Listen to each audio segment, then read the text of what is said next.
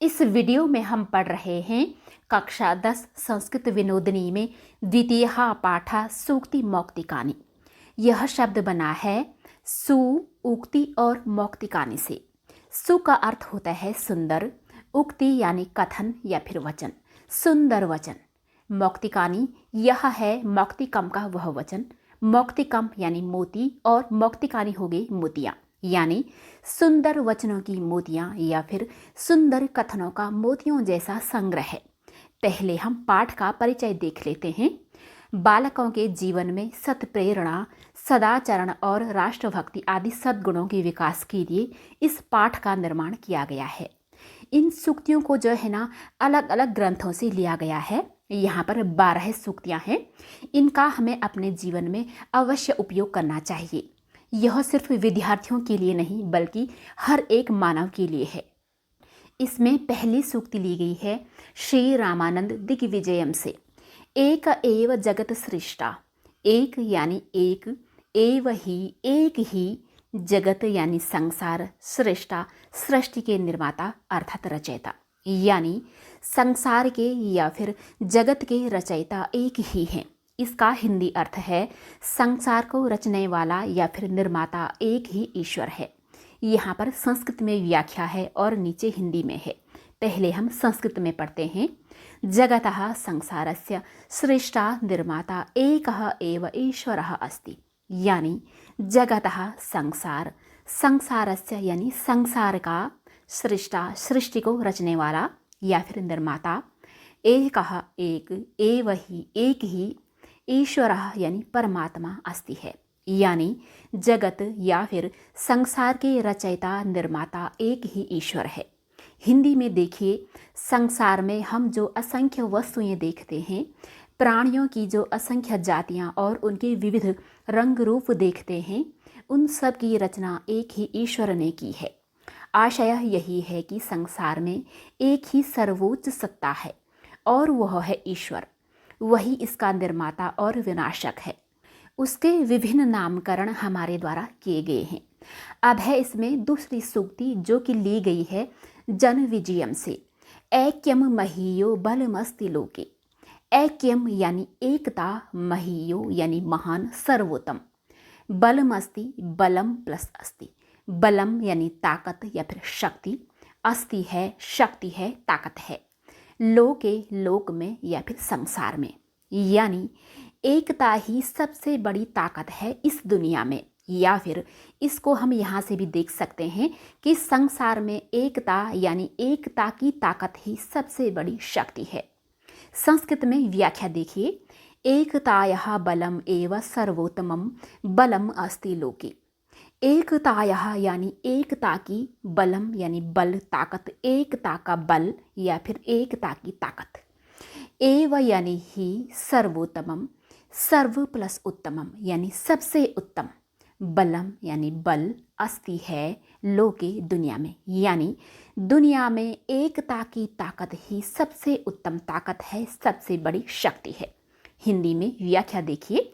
कोई कार्य कितना भी बड़ा, कठिन या असंभव हो, उसको एकता के बल से अति लघु, सरल या संभव बनाया जा सकता है।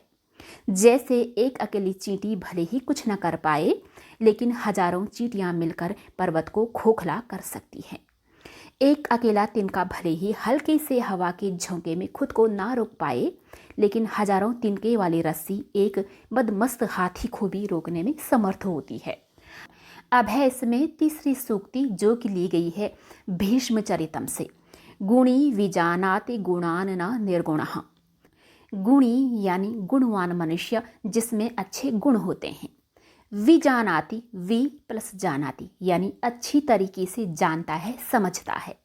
गुणान यानी गुणों को, ना मिस नहीं, निर्गुणः, निहि प्लस गुणः, निहि यानी नहीं, गुणः यानी गुण जिसमें गुण नहीं होते हैं, निर्गुण या फिर गुण रहित, अर्थात गुणी इंसान ही गुणों को अच्छे से जानता है, समझता है, लेकिन गुणहीन मनुष्य नहीं जानता है। यहाँ पर हिंदी अर्थ भी है कि गुणी मनुष्य ही गुणों को जानता है, गुणहीन मनुष्य नहीं। यहाँ पर संस्कृत में व्याख्या देखिए। गुणी पुरुषः एव गुणान जानाति गुणरहितः न। गुणी पुरुषः यानी गुणी मनुष्य, जिसमें अच्छे से गुण भरे होते हैं, अच्छे वाले गुण। एव यानी ही गुणान गुणों को, जानाति जानता है, गुण रहितः यानी गुण से रहित, ना मिस नहीं, यानी गुणी मनुष्य ही गुणों को जानता है, गुण से रहित वाला इंसान नहीं जानता है। हिंदी व्याख्या, गुणी व्यक्ति ही गुणों के महत्व को समझ सकता है, परंतु गुणहीन व्यक्ति में गुण न होने के कारण वह गुणों के महत्व को कैसे समझ सकता है, यानी बिल्कुल नहीं समझता है। अब है इसमें चौथी सूक्ति जो कि ली गई है सत्याग्रह गीता से। देशभक्तो निज प्राणान मन्यते यस तृणोपमान। देशभक्तो यह बना है देशभक्ता से, यानी जो देश का भक्त होता है। निज प्राणान, निज होता है अपने, प्राणान प्राणों को, अपने प्राणों को, मन्यते मानता है। यस तृणोपमान, यह है यह तृण उपमान। यह यानी जो, तृण होता है तिनका, उपमान होता है समान, यानी जो तिनके के समान मानता है, यानी जो अपने प्राणों को तिनके के समान मानता है वह देशभक्त है। या फिर इसका अर्थ यह भी हो सकता है कि देशभक्त अपने प्राणों को तिनके के समान छोटा समझता है। यहाँ पर संस्कृत में व्याख्या है, देशभक्तः निज प्राणान तृणमेव तुच्छम मन्यते। देशभक्ता यानी अपने देश का भक्त, निज प्राणान अपने प्राणों को, तृणमेव, तृणम प्लस इव, तृणम होता है तिनका, इव होता है समान, तिनके के समान, तुच्छम यानी छोटा, मन्यते समझता है, मानता है, यानी देशभक्त अपने प्राणों को तिनके के समान छोटा समझता है। हिंदी में व्याख्या देखिए, देशभक्त कभी भी अपने प्राणों की चिंता नहीं करते हैं। उनके लिए देश और मानवता का कल्याण ही सबसे ऊपर है। यदि देश और मानवता की रक्षा प्राण देकर भी हो सकती है तो वह उसमें तनिक भी संकोच नहीं करते हैं और अपने प्राणों को तिनके के समान देश और मानवता पर न्यौछावर कर देते हैं। अब है इसमें पांचवीं सूक्ति जो कि ली गई है हर विजयम से। मनोहरति कस्य सताम न वाणी। मनोहरति यानी मन को हरती है, मन को लुभाती है। कस्य यानी किसके, सताम संतों की या फिर सज्जन मनुष्यों की, ना मिस नहीं, वाणी, वाणी या फिर वचन, उनकी बातें, यानी सज्जन मनुष्यों की बातें किसके मन को नहीं हरती है, किसके मन को नहीं लुभाती है। यहाँ पर हिंदी अर्थ है, सज्जन मनुष्यों की वाणी किसके मन को नहीं लुभाती है। संस्कृत में देखिए, सज्जनानाम वाणी कस्य मनः न हरति, अर्थात सर्वेषां मनांसि हरति एव। सज्जनानाम यानी सज्जनों की, वाणी आवाज या फिर बातें, सज्जनों की बातें, कस्य यानी किसके, मनः मन को, ना मिस नहीं, हरति हरती है, यानी सज्जनों की वाणी किसके मन को नहीं हरती है। यहाँ पर प्रश्न नहीं पूछ रहे हैं, वह सज्जनों की वाणी की तारीफ कर रहे हैं कि वाह क्या बात है। अर्थात यानी सर्वेशाम सभी के, मनांसी मनों को, हरति हरती है, एव यानी ही, यानी सभी के मनों को हरती ही है, यानी अवश्य हरती है। यहाँ पर हिंदी व्याख्या है, अच्छे और सच्चे इंसानों की बातें किसके मन को नहीं हरती है, यानी सभी के मन को लुभावनी लगती है, क्योंकि सज्जन इंसान अत्यंत विनम्र और संस्कारवान होते हैं। उनकी वाणी बहुत ही मधुर और सबका कल्याण करने वाली होती है, इसलिए वह सबको अत्यंत प्रिय होती है। अब है छठी सूक्ति जो कि ली गई है कुमार संभवम से। ना धर्म वृद्धेषु वयः समीक्षते। ना मिस नहीं, धर्म वृद्धेषु, धर्म यानी अच्छा कार्य करना, वृद्धेषु वृद्धों में या फिर धर्म परायणों में। यहाँ पर वृद्ध का मतलब बूढ़ा नहीं है, यह विकास के लिए बता रहा है कि यानी कि जो उच्च धर्मनिष्ठ लोग होते हैं उनमें। वयः यानी उम्र, समीक्षते समीक्षा की जाती है या फिर गणना की जाती है, अर्थात उच्च धर्मपरायण व्यक्तियों में आयु नहीं देखी जाती है, आयु नहीं गिनी जाती है। यहाँ पर इसकी संस्कृत व्याख्या है, धर्म विरुद्धानाम वयः आयु न गण्यते। धर्म विरुद्धानाम यानी धर्म विरुद्धों की, जो धर्म में परिपक्व हो चुके हैं, उच्च धर्मपरायण वाले, उच्च धर्मनिष्ठ वाले की, वयः यानी उम्र, आयु उम्र, दोनों का सेम ही अर्थ होता है। ना मिस नहीं, गण्यते गिनी जाती है, या फिर उच्च धर्मपरायण लोगों की आयु या फिर उम्र नहीं गिनी जाती है। यहाँ पर हिंदी व्याख्या है, धर्म पालन के प्रति निष्ठा रखने वाले लोगों की आयु पर ध्यान नहीं दिया जाता है, क्योंकि धर्म का पालन करना व्यक्ति की स्वयं की निष्ठा और इच्छा शक्ति पर निर्भर करता है। धर्मनिष्ठ होने के लिए व्यक्ति का बूढ़ा होना आवश्यक नहीं है। प्रत्येक बूढ़ा व्यक्ति धर्म का पालन करता हो यह आवश्यक नहीं है, और प्रत्येक युवा धर्म से विमुख हो यह भी आवश्यक नहीं है। अब है 7वीं सूक्ति, जो कि ली गई है गुरु शापम से। गुणतः पूज्यते लोके मानवो न तो जन्मतः। गुणतः यानी गुण से, अच्छे गुण से, पूज्यते पूजा जाता है, लोके लोक में यानी कि दुनिया में, मानवो एक्चुअली यह है मानव यानी इंसान, ना यानी नहीं, तू यानी तो या फिर निश्चित रूप से, जन्मतः यानी जन्म लेने से, यानी संसार में मनुष्य गुणों से पूजा जाता है या फिर गुणों से सम्मानित होता है, न कि जन्म लेने से या फिर न कि उच्च परिवार में जन्म लेने से। यहाँ पर संस्कृत में देखिए, मानवः संसारे गुणैः पूज्यते न तो उच्च कुले जन्म ग्रहणात्। मानवः यानी इंसान, संसारे संसार में, दुनिया में, गुणैः यानी गुणों के द्वारा, पूज्यते पूजा जाता है, मानव संसार में गुणों के द्वारा पूजा जाता है। ना मिस नहीं, तू यानी तो या फिर न कि, उच्च कुले यानी उच्च परिवार में, उच्च वंश में, जन्म ग्रहणात् ग्रहण करने से, यानी न कि उच्च कुल में, उच्च परिवार में जन्म लेने से पूजा जाता है, बल्कि इंसान तो गुणों के कारण पूजा जाता है। यहाँ पर हिंदी व्याख्या है कि संसार में अच्छे गुणों की पूजा होती है, इसलिए वही व्यक्ति पूजा जाता है या सब जगह सम्मान पाता है जो गुणवान होता है। किसी विशिष्ट कुल या जाति में जन्म लेने से कोई व्यक्ति सम्मान पाने का अधिकारी नहीं हो जाता है। अब है 8वीं सूक्ति, जो कि ली गई है देव प्रशस्ति काव्यम से। ब्रह्मचार्यम ही संसेवते सोमरः। यहाँ पर है ब्रह्मचार्यम यानी ब्रह्मचार्य को, ही यानी निश्चित रूप से, संसेवते यानी सेवन करता है, सोमरः यहाँ पर है सह अमरः यानी वह अमर है, यानी जो ब्रह्मचार्य का सेवन करता है वह अमर है। हिंदी में अर्थ तो आपने देख ही लिया है, पढ़ भी लेते हैं, जो ब्रह्मचार्य का पालन करता है वह अमर हो जाता है। यह 25 वर्षाणि यावत् ब्रह्मचार्य वृत्तस्य पालनं करोति सः अमरः। यह यानी जो 25, पंच होता है 5, विंशति होता है 20, 20 और 5 होते हैं 25, यानी 25 वर्षाणि वर्ष यावत तक, यानी जो 25 वर्ष तक ब्रह्मचार्य व्रत यानी ब्रह्मचार्य के व्रत का पालनम यानी पालन करोति करता है, सह वह अमरः अमर है, यानी जो 25 साल तक ब्रह्मचार्य के व्रत का पालन करता है वह अमर है। 25 साल क्यों? क्योंकि शुरुआती जो 25 साल होती है ना, विद्यार्थियों की उम्र, जब तक उन्हें पढ़ना चाहिए, अच्छे से लिखना पढ़ना चाहिए, वो उम्र क्या होती है? ब्रह्मचार्य अवस्था उसे कहा जाता है। पहले जब वर्ण व्यवस्था थी ना, तब यही था। इसलिए 25 साल तक हमें सिर्फ और सिर्फ ब्रह्मचार्य के व्रत का पालन करना चाहिए।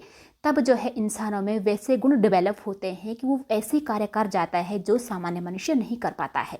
इसकी हिंदी व्याख्या है कि जो व्यक्ति 25 वर्षों तक नियम पूर्वक ब्रह्मचार्य व्रत का पालन करता है, उसमें देवताओं के समान ओज, कांति, बल और स्फूर्ति उत्पन्न हो जाते हैं। यह उन गुणों के कारण संसार में ऐसे कार्य कर सकता है कि लोग मरने के बाद भी उसका स्मरण करते हैं। अब है 9वीं सूक्ति, जो कि ली गई है नीति शतकम से।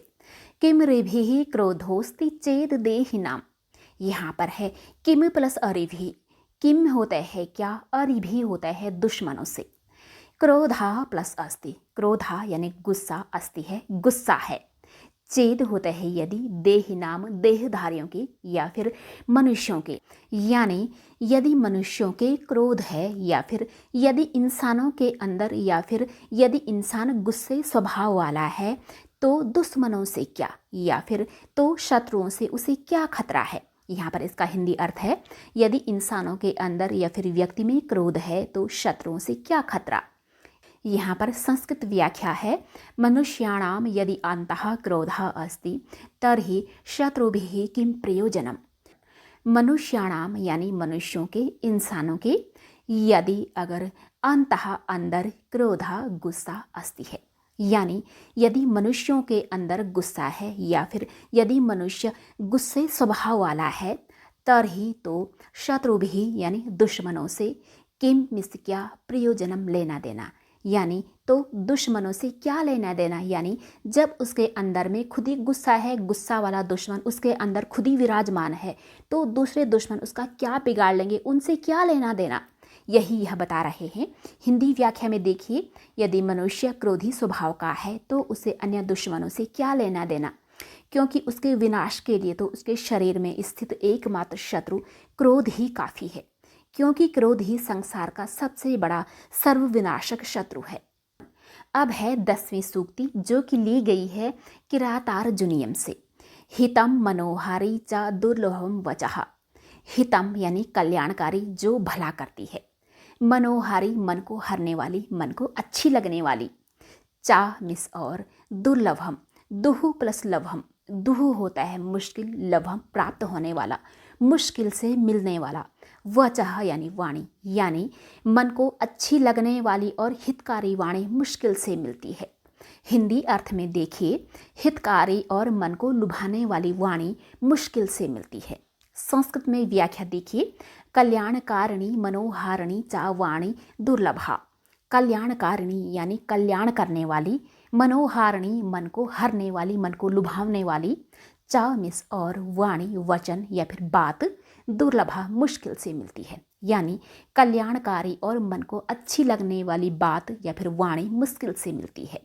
हिंदी में व्याख्या देखिए, संसार में ऐसे व्यक्ति बड़ी कठिनाई से मिलते हैं जो व्यक्ति के कल्याण की बात भी करें और उनकी बातें व्यक्ति को अच्छी भी लगे।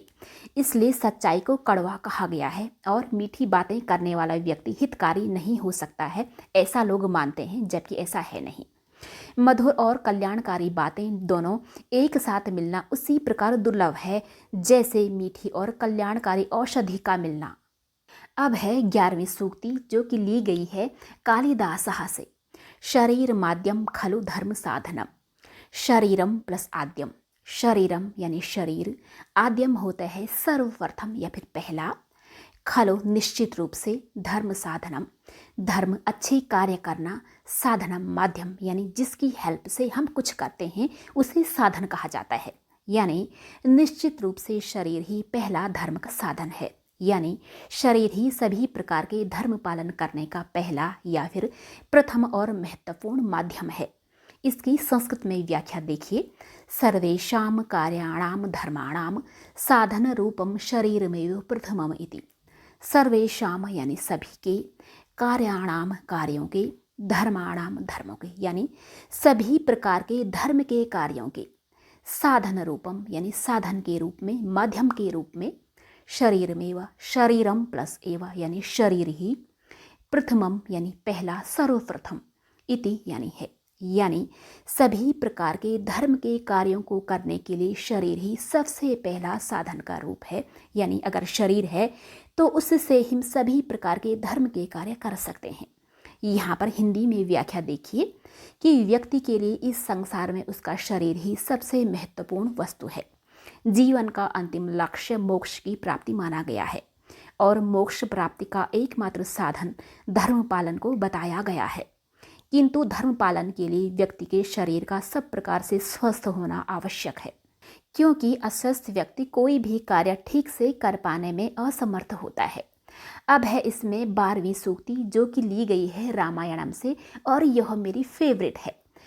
नहीं प्रतिज्ञाम प्रकुर्वन्ति वितथाम सत्यवादिनः।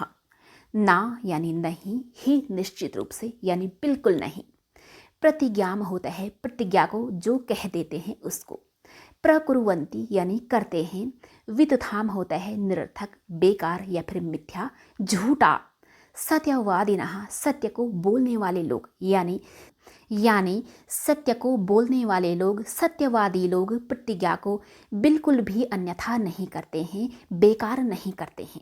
यहाँ हिंदी अर्थ है, सत्यवादी लोग अपनी प्रतिज्ञा को निरर्थक या मिथ्या नहीं करते हैं। संस्कृत में व्याख्या है, सत्यवादिनः जनाः याम प्रतिज्ञां कुर्वन्ति ताम अन्यथा न कुर्वन्ति तस्य आचरणं कुर्वन्ति एव। सत्यवादिनः यानी सत्य को बोलने वाले जनाः लोग, सत्य को बोलने वाले लोग। याम जिसको, प्रतिज्ञाम प्रतिज्ञा को, यानी जिस प्रतिज्ञा को कुर्वन्ति करते हैं। ताम उसको, अन्यथा यानी निरर्थक, झूठा, मिथ्या। ना मिस नहीं, कुर्वन्ति करते हैं। तस्य उसका, आचरणम आचरण या फिर व्यवहार व्यवहार में लाना, कुर्वन्ति करते हैं। एव यानी ही निश्चित रूप से, यानी सत्यवादी लोग जिस प्रतिज्ञा को करते हैं उसको अन्यथा या फिर झूठा नहीं करते हैं, उसका आचरण करते ही हैं। यहाँ पर हिंदी में व्याख्या है कि सच्चे इंसान जो कुछ भी करने की प्रतिज्ञा कर लेते हैं या अपने सामान्य जीवन में जो कहते हैं वे किसी भी स्थिति में उसके विपरीत आचरण नहीं करते हैं, यानी वे जो कहते हैं वही करते हैं और जो करते हैं वही कहते हैं।